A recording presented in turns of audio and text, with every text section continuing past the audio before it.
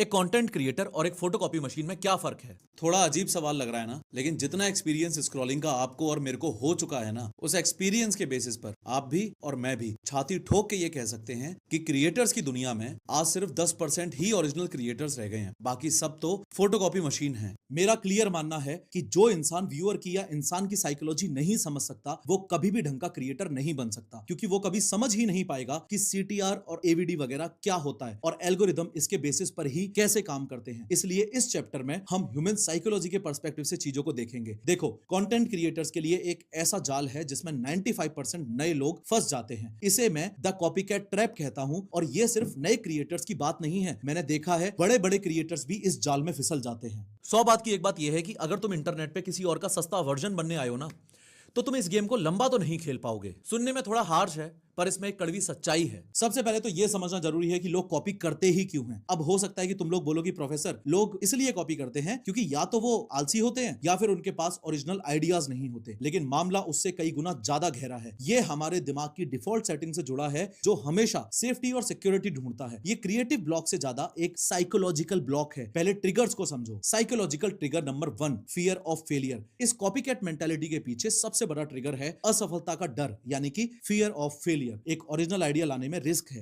क्या होगा अगर लोगों को पसंद ही नहीं आया तो? क्या होगा अगर लोग मजाक उड़ाएंगे तो? यह डर इतना बड़ा होता है कि एक सक्सेसफुल क्रिएटर के फॉर्मेट को कॉपी करना एक इमोशनल इंश्योरेंस जैसा लगता है। मतलब अगर वीडियो नहीं चला तो आप खुद को बोल सकते हो, मैंने तो आजमाया हुआ फॉर्मूला यूज किया था, शायद एल्गोरिदम में कोई खराबी रही होगी। ब्लेम खुद पर नहीं आता। बेसिकली आपने गलती का रिस्क अपने से दूर कर दिया। लेकिन अगर साइकोलॉजिकल लेवल पे एक्सप्लेन करूं तो बेसिकली ये एक हिम्मत की कमी है जिसे स्ट्रेटेजी का नकाब पहनाया गया है। अगर आप कॉपीकैट ट्रैप में फंस गए तो आप एक ऐसी रेस में दौड़ रहे हो जिसमें आप खुद कभी फर्स्ट नहीं आ सकते, क्योंकि जो ओरिजिनल वाला है वो हमेशा आपसे आगे रहेगा। लेकिन यहाँ एक सवाल उठता है, क्या शुरुआत में थोड़ा कॉपी करना जरूरी नहीं है? जैसे एक नया म्यूजिशियन पहले दूसरे के गाने कवर करता है अपनी स्किल बनाने के लिए, या एक पेंटर पहले मास्टर्स की पेंटिंग को कॉपी करके ही तो सीखता है। तो कंटेंट में कॉपी करना इतना बुरा क्यों माना जाता है? देखो, ये पॉइंट तो वैलिड है, लेकिन इसमें एक फर्क है इंस्पिरेशन और इमिटेशन का। कंटेंट क्रिएशन में ऑडियंस आपसे टेक्निक से पहले एक कनेक्शन मांगती है। जब आप किसी का स्टाइल, उनके जोक्स, उनकी एडिटिंग पूरी तरह उठा लेते हो तो आप टेक्निक नहीं, पहचान चुरा रहे हो। और पहचान चुराने पे उन्हें वो कनेक्शन फील ही नहीं होता, उन्हें बस एक खोखलापन महसूस होता है। सीखने के लिए स्टडी करना ठीक है, लेकिन मार्केट में उसे बेचना ये गलत है। Psychological trigger 2, shortcut mentality. दूसरा ट्रिगर है शॉर्टकट की लत। हम एक ऐसी दुनिया में रहते हैं जहां हर चीज इंस्टेंट है। हमें हैक चाहिए, ट्रिक चाहिए, 10 दिन में वायरल होने का फॉर्मूला चाहिए। इंटरनेट पर जो कंटेंट क्रिएटर्स के गुरुज बन के बैठे हैं ना, उन्होंने तुम्हें ये सिखा दिया कि भैया ये एक फॉर्मेट है, इस पर 10 मिलियन व्यूज आते हैं, इसे एज इट इज चेप दो। ये एक जुगाड़ माइंडसेट है। ये इतना टेम्पटिंग है कि जब आप देखते हो कि किसी ने खास तरह का वीडियो बनाया और वो हिट हो गया, तो दिमाग कहता है अरे मेहनत क्यों करनी है, बस यही कर लो। ये पाथ ऑफ लीस्ट रेजिस्टेंस है। पर प्रॉब्लम ये है कि कंटेंट में शॉर्टकट एक भ्रम है। ये आपको शॉर्ट टर्म व्यूज दे सकता है, लेकिन ये आपकी लॉन्ग टर्म ग्रोथ को शॉर्ट सर्किट कर देता है, क्योंकि आप स्किल नहीं बना रहे, आप बस एक ट्रेंड पर सवार हो रहे हो। और ट्रेंड, जैसा कि हम जानते हैं, हमेशा बदलते रहते हैं। Psychological trigger number 3, impostor syndrome. तीसरा रीजन जो मुझे लगता है, जो कि सबसे इंपॉर्टेंट और सबसे रिलेटेबल भी है, वो है पहचान का भ्रम, यानी कि इंपोस्टर सिंड्रोम। कई क्रिएटर्स को अंदर ही अंदर ये विश्वास नहीं होता कि उनकी अपनी आवाज, उनके अपने एक्सपीरियंसेस, उनके अपने थॉट्स वैल्यूएबल हैं। वो सोचते हैं मैं कौन हूं कुछ नया बोलने वाला, मुझ में ऐसी क्या खास बात है जो लोग मुझे सुनेंगे। और इसमें सबसे हैरान करने वाली बात पता है क्या है? सबसे हैरान करने वाली बात यह है कि ये सिंड्रोम सिर्फ नए लोगों को नहीं, बहुत सक्सेसफुल लोगों को भी होता है। जैसे अगर आपको कभी स्टेज फियर होता है, 20 लोगों के ग्रुप में बीच में बोलने से डर लगता है, तो अंदर ही अंदर आपको लगता है कि यार मैं इतना इंट्रोवर्ट हूं, मैं तो इतने लोगों के सामने नहीं बोल पाऊंगा। लेकिन साइकोलॉजिकली डीप डाउन ये इंपोस्टर सिंड्रोम का ही दूसरा एग्जांपल है। जब आपको अपनी कीमत पर शक होता है ना, तो किसी और की पहचान उधार लेना सबसे आसान रास्ता लगता है। आप एक तरह से मास्क पहन लेते हो। पर दिक्कत यह है कि उस मास्क के पीछे धीरे धीरे आपकी आवाज घुटने लगती है। ये एक अजीब सा पैराडॉक्स है। आप खुद एक आवाज बनना चाहते हो, इसलिए आप दूसरों की आवाज का इस्तेमाल करते हो, और अंजाम यह होता है कि आपकी अपनी आवाज, ओरिजिनल आवाज ही खो जाती है। तो ऐसी साइकोलॉजी के साथ जब कोई क्रिएटर कंटेंट बनाता है तो वो कुछ ऐसी गलतियां करता है जो बार बार दिखती हैं। जैसे सबसे पहली और सबसे कॉमन गलती है surface level copying. Creators thumbnail का स्टाइल कॉपी कर लेंगे, एडिटिंग का पेस कॉपी कर लेंगे, म्यूजिक, वीडियो का हुक, ये सब कॉपी कर लेंगे, लेकिन उस कंटेंट के पीछे की सोच, उसकी रूह को कॉपी नहीं कर पाते। इन शॉर्ट, आप एक तरीके से शेल यानी कि बाहरी ढांचा कॉपी कर रहे हो, सोल यानी कि आत्मा नहीं। मैंने खुद देखा है। एक बार मैंने 2 अलग अलग फाइनेंस क्रिएटर्स के वीडियोस देखे, उनका टाइटल, थंबनेल, स्टार्टिंग के 30 सेकंड्स सब कुछ ऑलमोस्ट सेम था, लेकिन एक पे मिलियंस में व्यूज थे और दूसरे पे कुछ हजार। ये फर्क कहां से आया? ये फर्क एकदम साफ था कि पहले वाले ने, मिलियंस वाले ने, उसकी बातों में एक अनुभव झलक रहा था, जबकि दूसरा बस लाइंस बोल रहा था, कनेक्शन जीरो था। ऑडियंस बेवकूफ नहीं है, वो सोल को फील कर सकती है। अथॉरिटी मैटर करती है, कनेक्शन मैटर करता है, नॉलेज और एक्सपर्टीज मैटर करती है। एक रैंडम बिगनर एजुकेशनल यूट्यूबर से आपको वो वाइब नहीं आ सकती जो कि आपको आईएएस टीचर विकास दिव्य कीर्ति सर की टीचिंग्स में से आती है। दूसरी बड़ी गलती है गलत फेज को कॉपी करना। एक नया क्रिएटर जिसके 1000 सब्सक्राइबर्स हैं, वो उस क्रिएटर को कॉपी करने लगता है जिसके 10 मिलियन है। अब 10 मिलियन वाला क्रिएटर अजीब एक्सपेरिमेंट्स कर सकता है, वो अपनी ऑडियंस के साथ एक ऐसी अंडरस्टैंडिंग डेवलप कर चुका है, लेकिन नए क्रिएटर को पहले विश्वास बनाना होता है, अपनी क्रेडिबिलिटी एस्टेब्लिश करनी होती है। ये एक टाइमिंग मिसमैच का गेम है, जैसे एक बिगिनर बैट्समैन फर्स्ट बॉल पर ही हेलीकॉप्टर शॉट मारने की कोशिश कर रहा हो, क्योंकि उसने धोनी को ऐसा करते हुए देख लिया था, लेकिन वो ये भूल जाता है कि धोनी ने वहां तक पहुंचने के लिए ऐसी हजारों बॉल्स पहले खेली हैं। तीसरी बड़ी गलती है कॉन्टेक्स्ट को नजरअंदाज करना। जो फॉर्मेट एक अमेरिकन ट्रैवल व्लॉगर के लिए काम करता है, जो हाई एंड गियर और ब्यूटीफुल लोकेशंस वो यूज कर रहा है, वो शायद आपके घर के बैकयार्ड में मोबाइल से शूट किए गए वीडियो के लिए काम ना करे। मेरा पर्सनल एक्सपीरियंस है, काफी सारे फॉरेन यूट्यूब चैनल्स जिस टाइप की 3D एनिमेशन डॉक्यूमेंट्रीज बनाते हैं, वो मेरे case professor of how YouTube channel पर यहाँ इंडिया में काम नहीं करती। जो चीज एक कॉमेडी स्केच चैनल पर फनी लगती है, वो एक सीरियस एजुकेशनल चैनल पर अजीब लग सकती है। Context is king. लोग बस व्हाट कॉपी करते हैं, व्हाई और फॉर हुम भूल जाते हैं। चौथी गलती जो सबसे खतरनाक है, वो है वायरलिटी को स्किल समझना। एक वीडियो का वायरल होना कई चीजों का नतीजा हो सकता है, किस्मत, सही टाइमिंग, कोई करंट ट्रेंड या एल्गोरिदम का मेहरबान होना। उसे एक ऐसी स्किल समझ लेना जिसे आप बार बार रिपीट कर सकते हो। ये सबसे खतरनाक भ्रम है। मिस्टर बीस्ट ने खुद ना जाने कितनी बार ये बात अपने इंटरव्यूज में बोली है कि it is easy to get 100 million views on a single video, लेकिन 10 वीडियोस पे 10-10 मिलियन व्यूज लगातार लेके आना और फिर टोटल 100 मिलियन पे पहुंचना, ये डिफिकल्ट है। रेयर वायरलिटी को स्किल समझना बेवकूफी है। ये लॉटरी टिकट जीतने को इन्वेस्टमेंट स्ट्रेटेजी बनाने जैसा है। और जब अगला वीडियो वायरल नहीं होता तो फ्रस्ट्रेशन और सेल्फ डाउट आता है, जो आपको और कॉपी करने पर मजबूर करता है। ये एक विशियस साइकिल है, ये एक महाघटिया लूप है। पांचवी गलती है ऑडियंस को कम समझना। ऑडियंस बहुत स्मार्ट है भाई, वो पैटर्न्स देखती है। जब वो बार बार एक जैसी पंचलाइंस, एक जैसी स्टोरी फॉर्मेट्स, एक जैसे विचार देखती है, तो वो आपसे आर्ग्यू नहीं करती, वो कमेंट में आपसे लड़ेगी नहीं आके, वो कुछ नहीं कहती, बस चुपचाप स्क्रॉल कर देती है। ध्यान रहे, silence is the new unfollow. इसके रिगार्डिंग एक लाइन जो हमेशा मेरे दिमाग में रहती है, वो ये है कि आप शैडो बैन नहीं हुए, आप बोरिंग हो गए हो। ये बात सुनने में अजीब लग सकती है, पर ये एक तरीके से आईना दिखाती है। कंटेंट क्रिएशन की दुनिया में सबसे ज्यादा डिफिकल्ट चीज है रिलेटेबल रहना। ब्लेम एल्गोरिदम पे डालना आसान है, पर यह मानना मुश्किल है कि शायद हमारे कंटेंट में ही कोई कमी है, उसमें ही दम नहीं है। ये सब गलतियां मिलकर धीरे धीरे एक क्रिएटर के करियर को अंदर से खोखला कर देती हैं। कुछ कुछ केसेस में ऐसा भी है कि शायद बाहर से व्यूज आ रहे हो, लेकिन लॉन्ग टर्म नुकसान बहुत बड़े होंगे। सबसे पहला और सबसे बड़ा नुकसान यह है कि आपकी असली आवाज खत्म हो जाती है। जब आप लगातार दूसरों की नकल करते हो, तो आपका दिमाग नए एंगल से सोचना, अजीब सवाल पूछना, चीजों को अपने यूनिक पर्सपेक्टिव से देखना बंद कर देता है। आपका ओरिजिनलिटी मसल धीरे धीरे कमजोर हो जाता है। आप एक गूंज बन जाते हो, यानी कि सिर्फ एक